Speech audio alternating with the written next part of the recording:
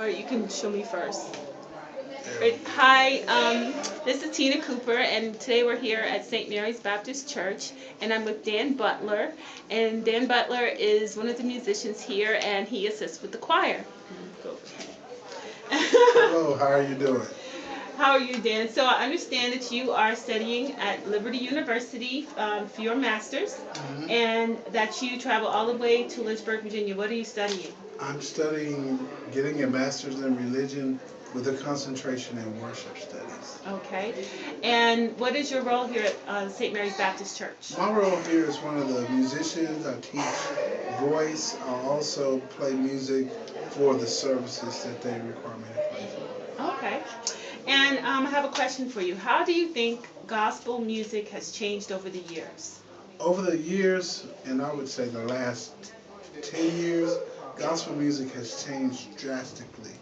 And it's changed so far. It's more of a more modern sound. It's not new like the pioneers had, but it's a more modern sound. A lot more instruments are used.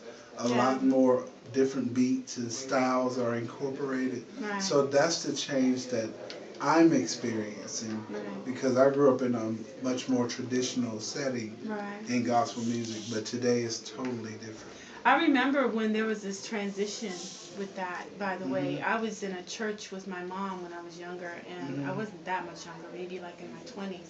And a lot of people were opposed to that new style of music. They thought it was blasphemy. A lot of the traditional people wouldn't, accept, something like the drum and the bass and the guitar sounds and they associated it with rock and roll. So yeah, you're absolutely right. Right, and they did. They associated the drums, even the guitar. Yeah. But in the Bible, it talks about stringed instruments, and it talks about the timbre of the cymbal and all of that. So when we think of that, we think of the drum and the cymbals, and it was like a period of time we saw that as not having an instrument in the church like a guitar wasn't a thing of our culture. Right. But now it's more accepting because they see how music works. Yeah, music does work. Yes, you put it together the right way, and you're following the sheets or the notes or whatever your director tells you. It becomes great. Yeah, it does. So. It reaches people. Yes. Okay, so tell me, who are the two of the people that have touched you the most in music in your career with it? Okay. Or give me two names. You have more than two. I know I have a million, but I have two people that has been a great influence. Was Andre Crouch. Yeah. Because when I started playing out of the hymn book, he was like one of the black writers. Right. You could go to. He was awesome. This song by Andre Crouch, and it's in a hymn book.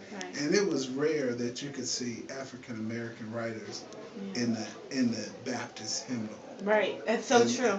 And my music teacher, that was one of the things she said. You learn how to play hymns, you can play any kind of music.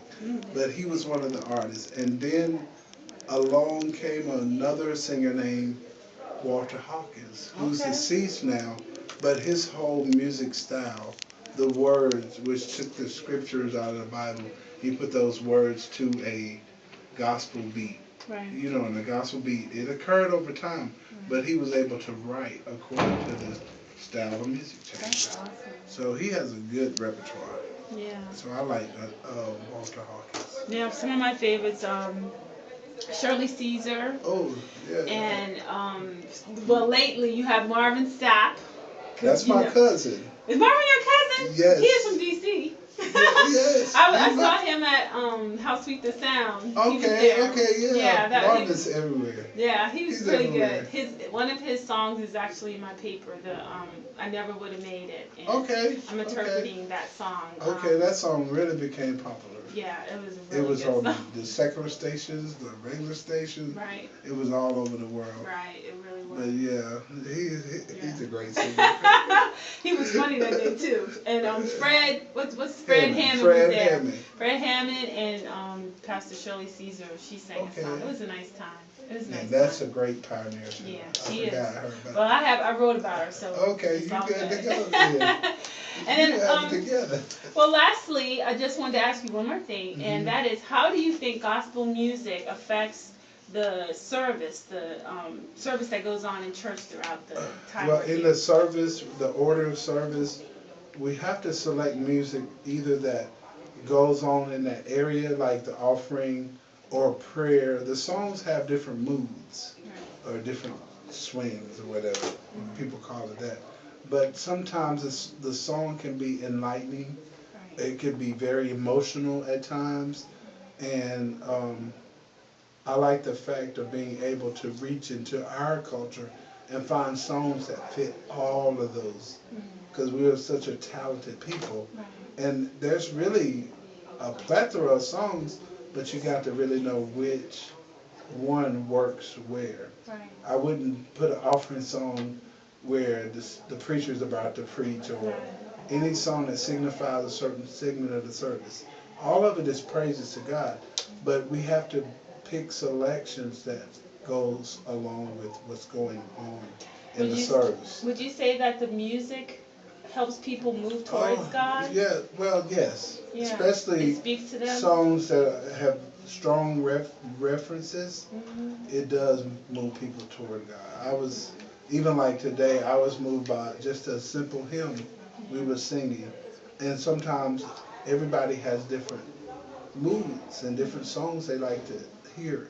But the song "I Need Thee Every Hour," that really moved me today. Even though we sang 5 or 6 other songs, I was moved by that song. And actually, I came to the rehearsal on Thursday and I said, you know, this song, we just don't give it enough justice.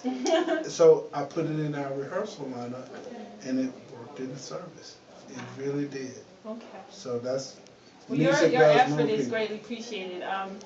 There are a couple of songs that moved me too, like "One Day at a Time." You guys, I don't know if you guys play that. My mother, my mother used to play that song all the time. Really?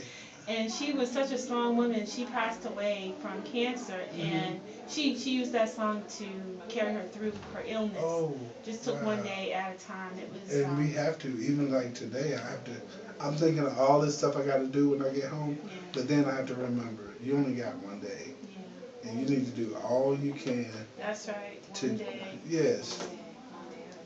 Okay, well, thank you, Dan. Anytime. Thank you so much for your time. Thank you for asking. I'm going to post this. It's going to be on my, you can cut down.